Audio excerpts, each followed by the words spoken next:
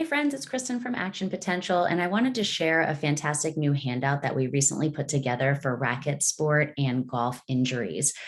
These stretches are meant to help prepare you to succeed both before and after playing any kind of racket sport like pickleball or tennis or golf, because this muscles used for pickleball, tennis, and golf are very similar. So what you'll see here on this handout are some of our favorite exercises, which typically we recommend performing after you play. Certainly, if you are looking for stretches to do before you play, I would advise you to check out our video on a dynamic stretching routine, which goes through some of the key components of a dynamic stretching program. But with regards to stretching after playing pickleball, tennis, or golf, these are going to be the best stretches to help keep your forearms and shoulders loose.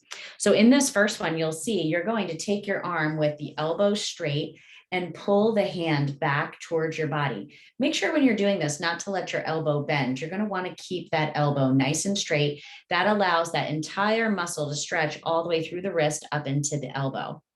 You'll then reverse it by pulling the fingers down, which will stretch the muscles all the way through the top part of the arm. For any of the stretches, you're going to hold for about 10 to 30 seconds, and you can repeat those 2 to 3 times just to allow those muscles to stretch out after using them.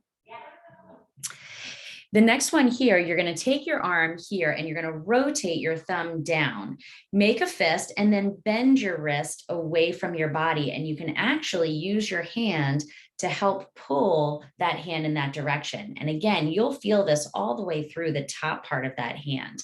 You're going to hold that for about 10 to 30 seconds and then repeat that 2 to 3 times as well.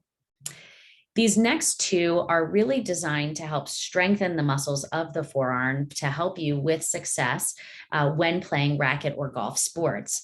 This first one, you're going to take a small squishy ball, a little bit softer than a tennis ball, and hold it with your elbow nice and straight. And you're going to actually work on squeezing that ball, keeping the wrist straight. So not letting the wrist cock like this or bend down, but instead keeping that wrist relatively straight as you do that squeeze. You'll hold that squeeze and repeat it for about 10 to 12 times. In the next one, you'll use a small weight or something like a soup can that doesn't have a ton of weight to it. You're going to, again, position your elbow straight. You'll hold that weight or soup can, and then you're going to work on lifting and controlling that descent up and down. You'll do this 12 to 10 to 12 times, and you'll take a nice long time to repeat that lowering process. You can also flip your hand over and perform the same exercise palm up. The last one is a rotation, and in this one you get to use a fun hammer. So you're going to, again, elbow straight, hold the hammer with your thumb pointing down towards the ground, and then rotate all the way so that you're holding the hammer with your palm facing up.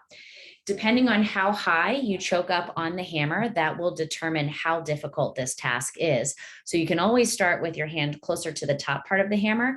And as you get stronger, work your way down the handle so that you have that big, long hammer lever arm. The combination of these stretches and exercises will help give you great success for your racket and golf sports. And certainly, like I said at the beginning, if you're looking for a stretching program to help prepare you to go out onto the court or onto the golf course, check out our dynamic stretching routine video. You're welcome to download this exercise program, which is available at our website, reachyours.com. Thanks so much, and looking forward to having you join us.